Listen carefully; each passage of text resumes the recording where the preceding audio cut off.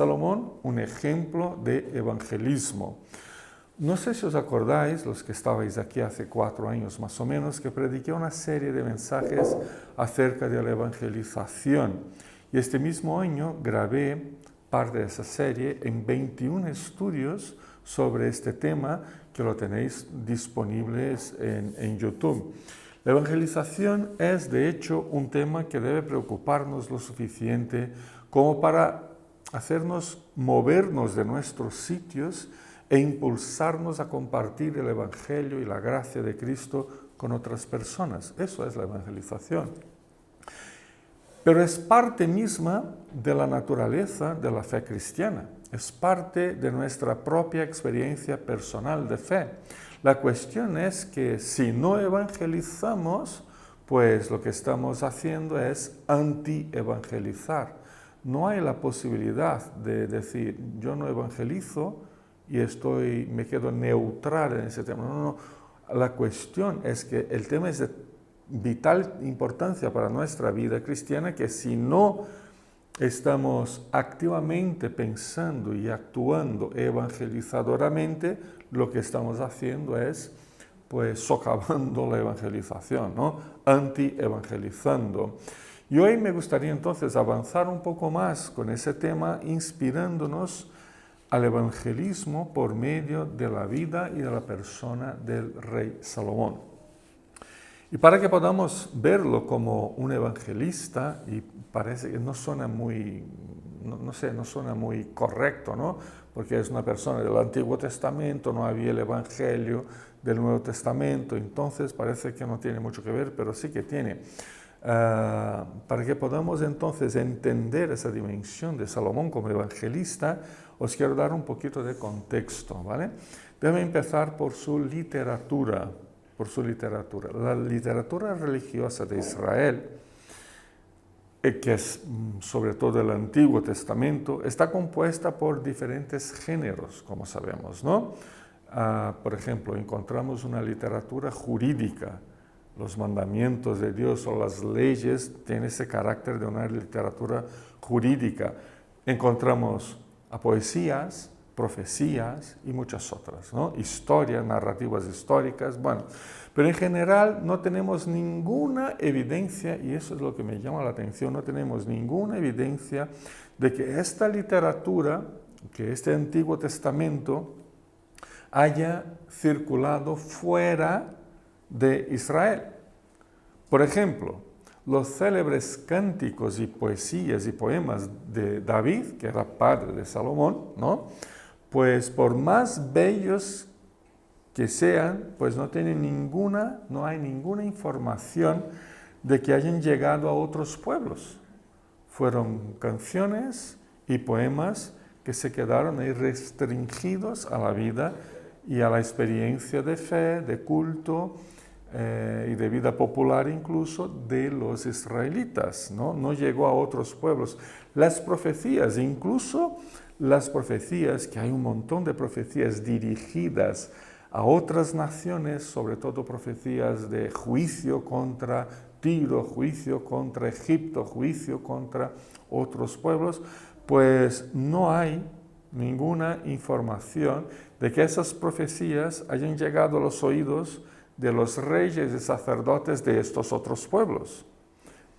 O si llegó de una manera extremadamente restringida. Sin embargo, la literatura que se conoce por literatura sapiencial, o sea, literatura de sabiduría, la escrita por Salomón ha sido la única que tenemos información, ¿no? Pero ha sido la única que recorrió medio mundo de su época.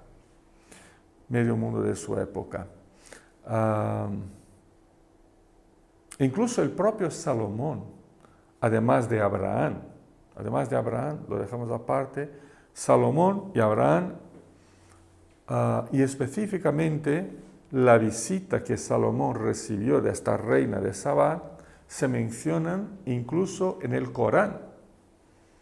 En la Sura 27 del Corán, que es el libro de los musulmanes, se menciona a Salomón y a esta visita. O sea, esa visita a la reina de Sabá se menciona no solo en la Biblia, no solo en el Corán, pero con diferentes versiones, historias como a veces un poco diferentes, un poco inventadas, pues está incluida en diferentes y diversos escritos árabes antiguos, con versiones paralelas, incluso versiones que dicen que hubo un caso amoroso entre Salomón y la reina, ¿no? Pero eso nos muestra que lo que escribió Salomón sí que salió de Israel, ¿no? Llegó a otros lugares.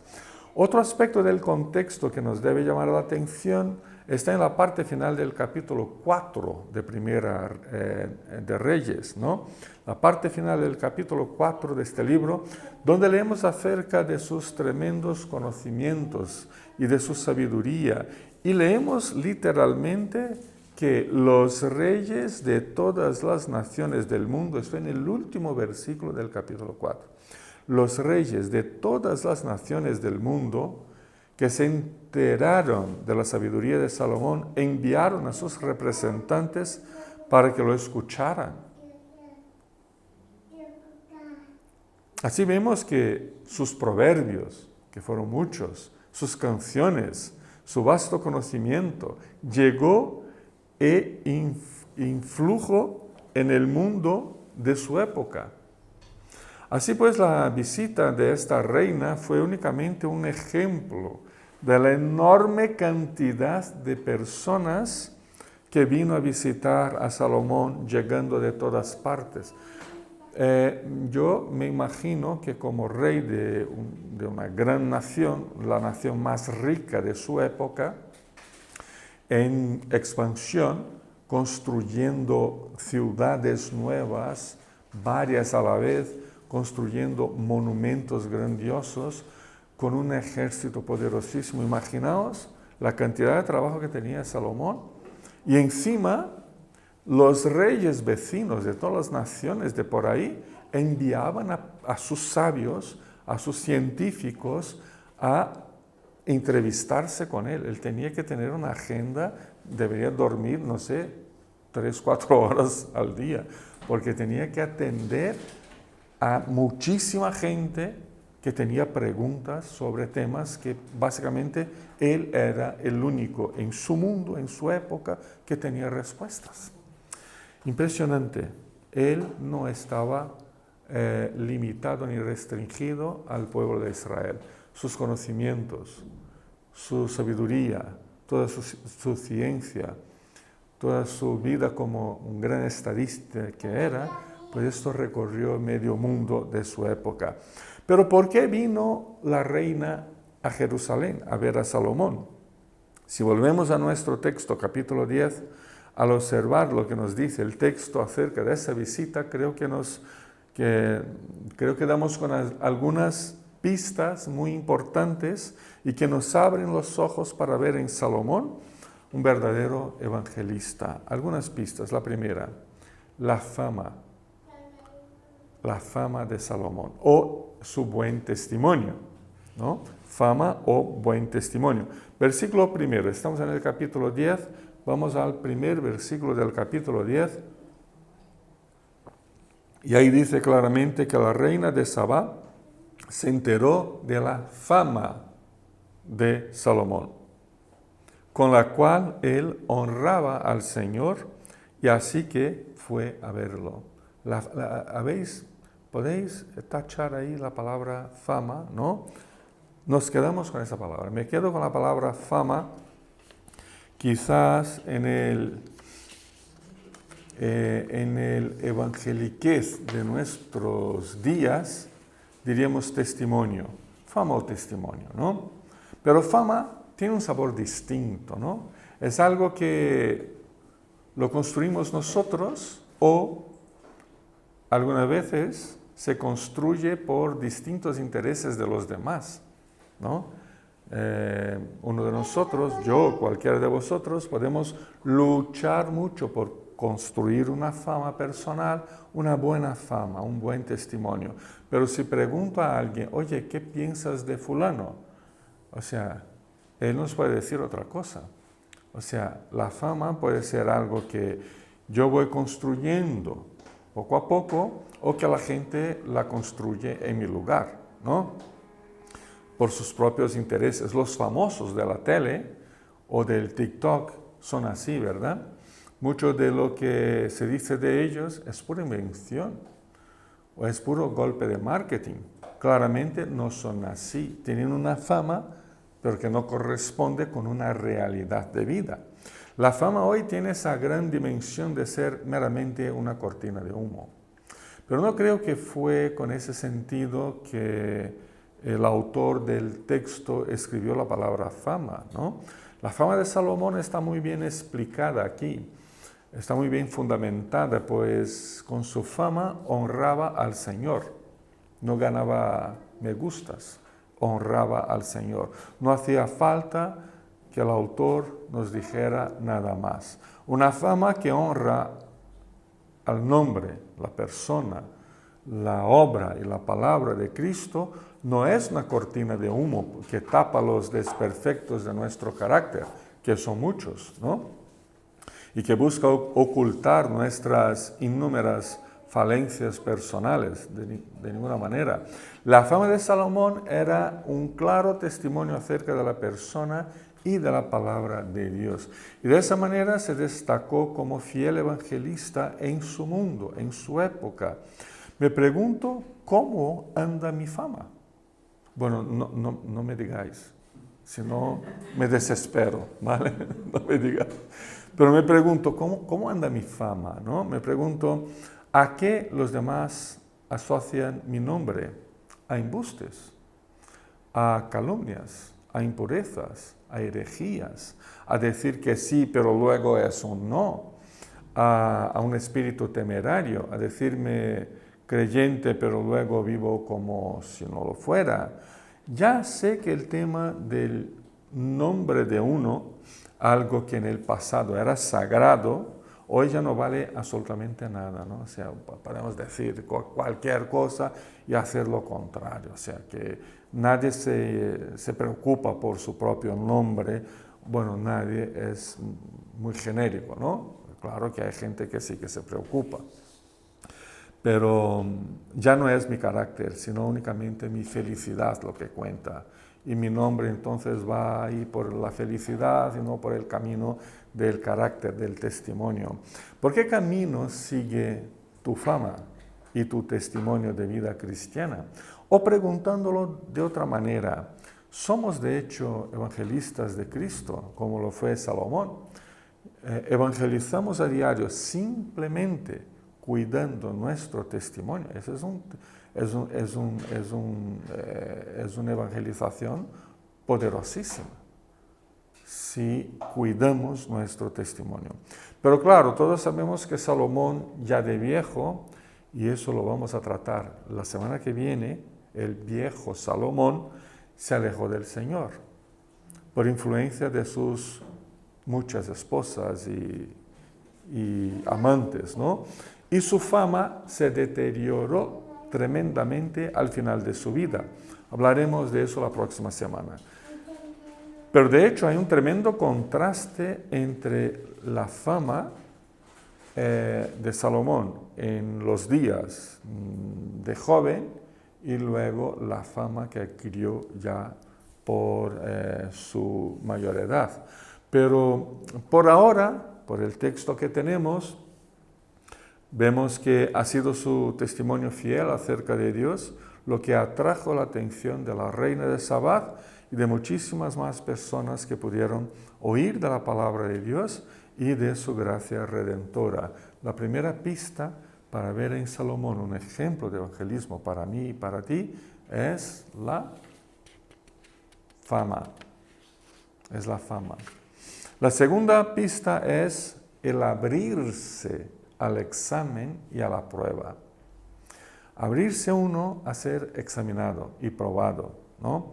El primer versículo concluye diciendo que le fue a ver la reina de Sabá literalmente dice, para ponerlo a prueba con preguntas difíciles.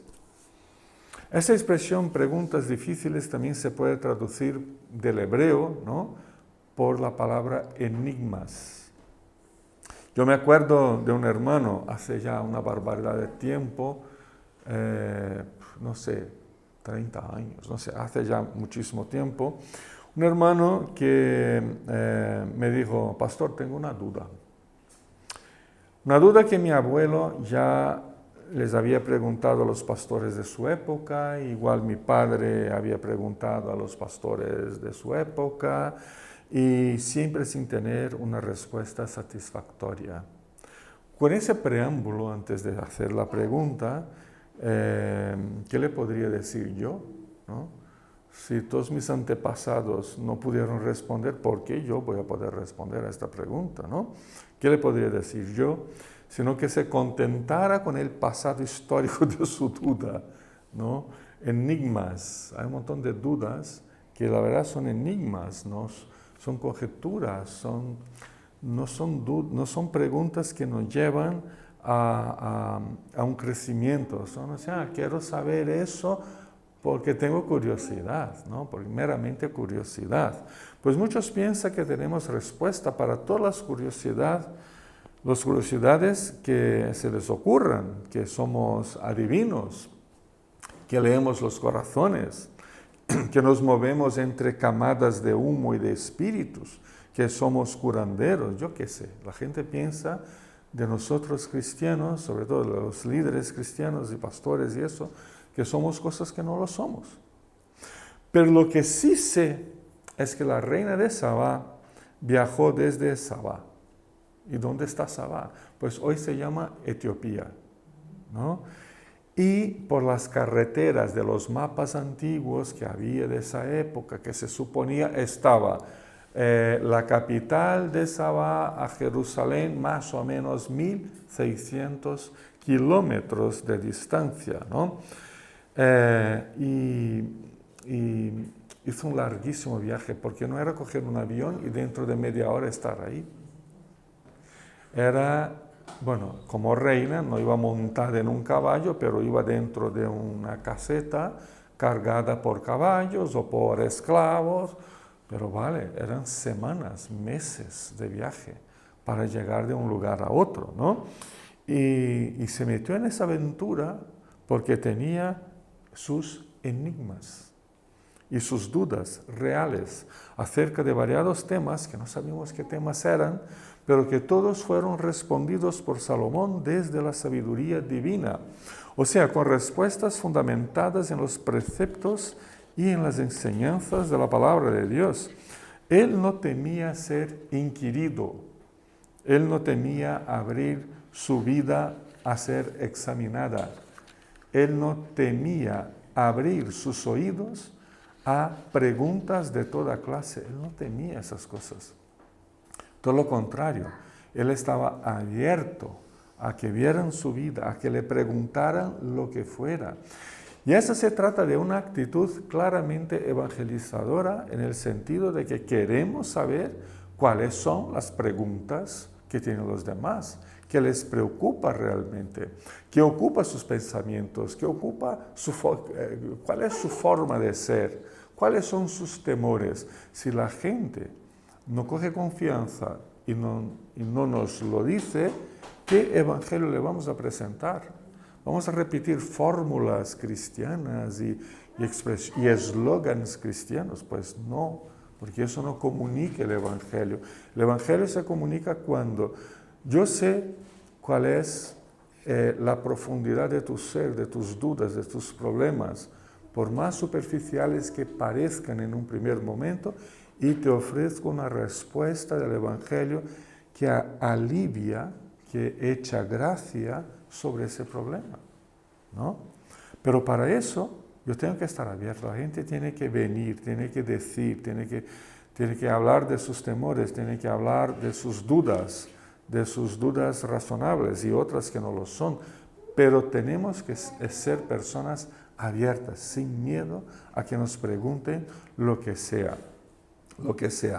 Lo que nos pasa muy a menudo a la hora de evangelizar son dos cosas. Una, que no sabemos escuchar, que no queremos escuchar, que nos duele los tímpanos el sonido de una voz que no sea la mía. Y antes que el otro termine de hablar, ya le damos una solución, una respuesta, que casi siempre acaba por no ser solución a nada. Vamos con eslogans. Y dos, que es consecuencia del anterior, como somos los dueños de la verdad, así nos vemos muchas veces, desafortunadamente, pues siempre nos adelantamos e imponemos desde el inicio de la conversación nuestra correcta y sagrada opinión, siempre. Que por supuesto tiene que ser aceptada por el otro, si no, no va al cielo. Siempre, desafortunadamente.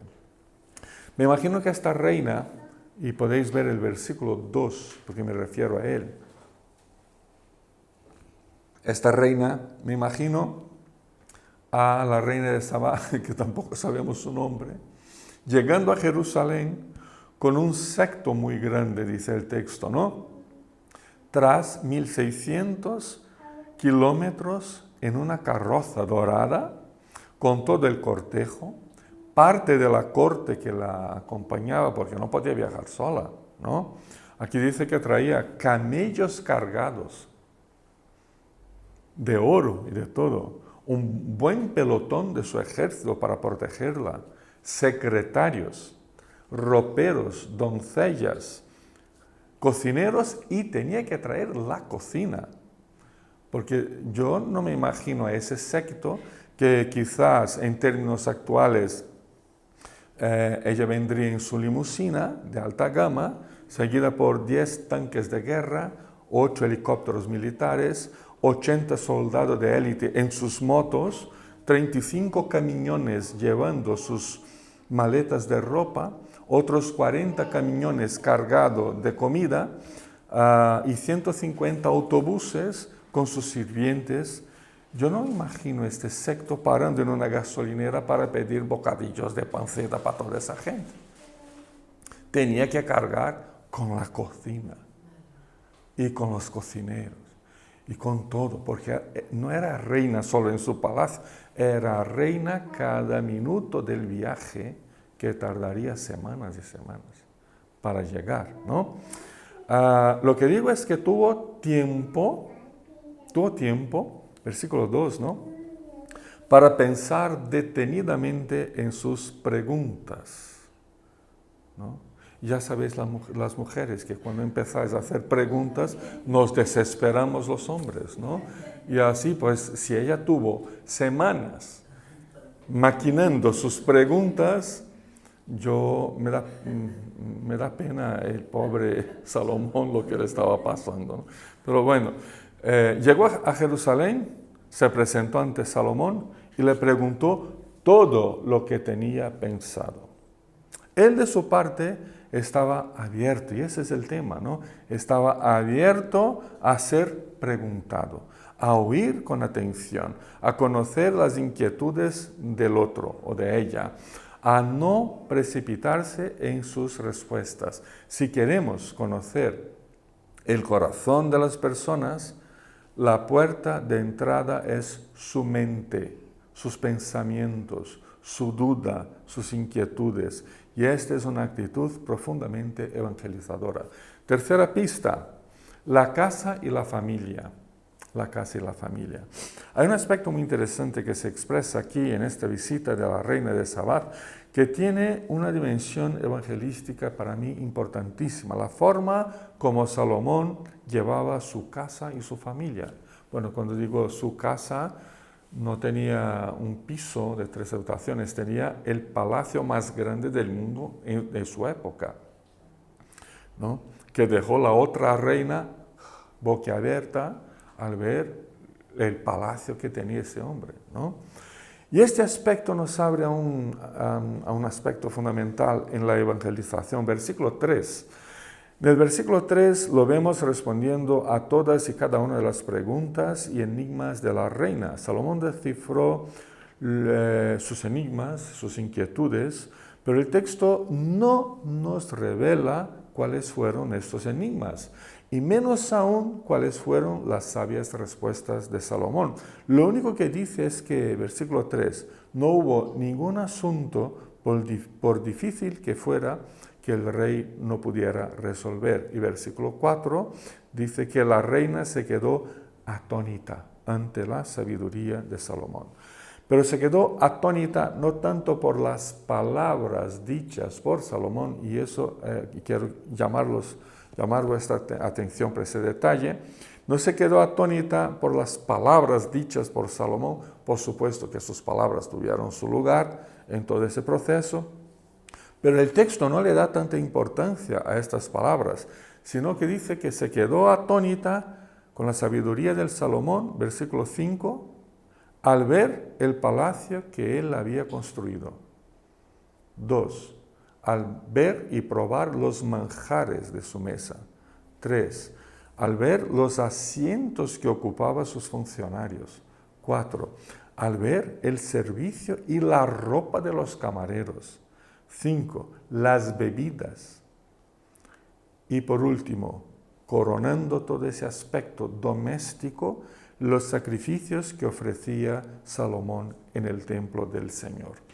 Así que notamos que toda esa sabiduría le fue transmitida a la reina, no únicamente por palabras impresionantes y respuestas bien elaboradas, que sí tiene su lugar, pero sí, más bien, por su casa, por su entorno familiar, por la manera como administraba todo. Había una visible sabiduría en cómo Salomón vivía y llevaba su casa y su familia. Había sabiduría en la comida, en los manjares de su mesa, en cómo trataba a sus oficiales y sus sirvientes, y sobre todo en cómo servía al Señor con los sacrificios en el templo. Todo el conjunto y entorno de su vida familiar y de su relación con Dios expresaba el Evangelio. ¿Os dais cuenta? ¿Qué pueden los demás ver al entrar en mi casa, en mi familia, en mi vida? ¿Cómo expresa nuestra casa, nuestra familia, el Evangelio de Cristo? ¿Qué les cuentan la forma como tratamos a los que nos sirven? La manera como recibimos, la humildad con la que servimos a los demás y a Cristo desde nuestra relación familiar. En Hechos de los Apóstoles vemos cómo la palabra casa, es la palabra griega oikos, una palabra muy bonita, casa, cómo esa palabra se ha convertido en iglesia, porque no habían templos. Los templos empezaron a ser construidos allá por el siglo III. No había hoteles que alquilaran una sala. Se reunían en sus casas. Incluso cariñosamente se llama la iglesia de esta época de iglesia doméstica, porque se reunían en las casas. La casa de uno se convierte en iglesia y la iglesia se convierte en casa. No solo por recibir la iglesia en mi casa, en una época en que no teníamos templos cristianos, me refiero a los siglos I a inicio del siglo III, sino y muy especialmente por transformarse la casa en un espacio de evangelización y de discipulado. ¿Os acordáis de un matrimonio llamado Aquila y Priscila? Bueno, la Biblia casi siempre pone Priscila y Aquila, porque parece que ella... Bueno, ya otro día hablamos de Aquila y Priscila. Bueno, la casa de Priscila y Aquila, pues un día en la iglesia apareció un joven llamado Apolo que compartió algo y ellos, tiene potencial, pero está todavía muy crudo. Lo llevaremos a nuestra casa y le vamos a enseñar. Aquila y Priscila no eran pastores, eran líderes de la iglesia, pero adoptaron a Apolo por unos meses y luego le dijeron a Apolo, te necesitan en tal lugar, nuestra iglesia te va a enviar a ese lugar. ¿no? Y así fue, o sea, la casa como espacio de evangelización, como espacio de discipulado, como espacio de consejería, la casa, ¿no? Por último, la última pista es la relación personal con Dios.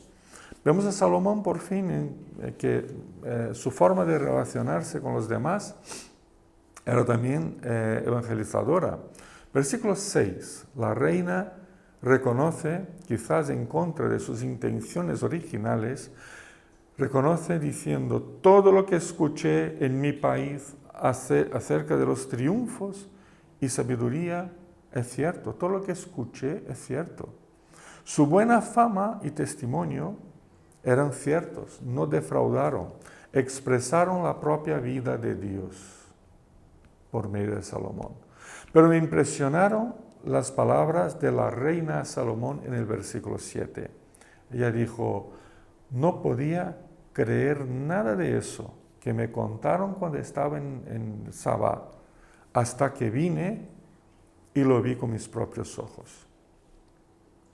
Curiosamente, ella reconoce que antes tenía una dada expectativa acerca de Salomón. Quizá que fuera un charlatán religioso, como hay montones por ahí. Un hijo de papá que heredó una fortuna, que de hecho lo era, ¿no? Él nunca tuvo que clavar un tornillo en la pared, o sea, todo le llegó de su padre, que de hecho lo era, un hijito de papá que heredó una gran fortuna. Quizá pensara que fuera un influencer vacío, un youtuber con ansias de miles de me gusta. Eso es lo que pensaba ella, puede que sí. Sin embargo, su opinión acerca de él cambió radicalmente. O sea que antes no creía en lo que le contaban acerca de Salomón y ahora sí que lo creía. Y la pregunta del millón es, ¿qué le hizo cambiar de opinión y de actitud? ¿Qué le hizo cambiar a la reina? Lo que le hizo cambiar fue ver toda la exuberante riqueza e impresionante presencia física del rey. No. ¿Fueron sus muchas palabras, discursos y promesas, por más sabio que fuera? Tampoco. Aunque tanto en sabiduría y riqueza superaba a todo lo que ella había oído hablar. Porque claro, cuando se cuenta lo que de uno y de otro, ¿no? Y se va contando, pues cuando llega a 1600 kilómetros después, pues ya no es 5 cositas, ya son 50. No sé, llegó noticias de una cosa maravillosa y cuando llegó ahí y lo comprobó, no era ni 5, ni 50, ni 500. Era 5 millones, era muchísimo más de lo que le habían contado a ella. Lo que le hizo cambiar de opinión, por fin, fue el conjunto integrado de su testimonio de vida y de sus palabras. Dicho de otra forma, lo que cambió la visión y la mentalidad de la reina fue ver con sus propios ojos la relación que mantenía Salomón con Dios y las diversas formas en que lo expresaba en su vivir diario. Lo vio con sus propios ojos. ¿Qué es lo que los ojos humanos ven cuando me miran? ¿Qué clase de Cristo ven al mirarnos detenidamente la gente? Con alguna frecuencia escucho hermanos diciendo unos a otros o a personas, no me mires a mí, tienes que mirar a Cristo. ¿Qué va? ¿Dónde está Cristo para que lo vea? ¿Dónde puedo ver a Cristo sino en tu vida? ¿Dónde puedes ver a Cristo sino en mi vida? ¿No? ¿Cómo puede alguien ver a Cristo si no me mira a mí, que soy un siervo y una expresión viva de su evangelio? Sí, que me miren a mí, sí, que te miren a ti, sí, ¿no? Que miren a la iglesia. Es que no hay otro camino para que conozcan a Cristo sino por nuestras propias vidas, por nuestra relación con Dios. Y esto es parte del camino evangelístico de la iglesia, de cada cristiano en este mundo que vivimos. Concluimos. Salomón. Salomón nos da una preciosa lección de evangelismo, su fama, su buen testimonio, el buen testimonio de todos acerca de él, el buen testimonio de los demás acerca de uno mismo, el dejarse ver, ser cuestionado, ser inquirido, la manera como vivimos en familia, nuestra propia dinámica familiar, nuestra relación de humilde dependencia y de servicio a Cristo. Eso es un conjunto poderosamente evangelizador. Ciertamente que estos elementos no encierran la totalidad de la dinámica del evangelismo, pero sí, empecemos por ello, que creo que vamos por buen camino. Hay muchísima gente que busca sin saber que están buscando y que buscan sin saber dónde pueden encontrar, que encuentren a Cristo en nuestras vidas. Amén. Amén.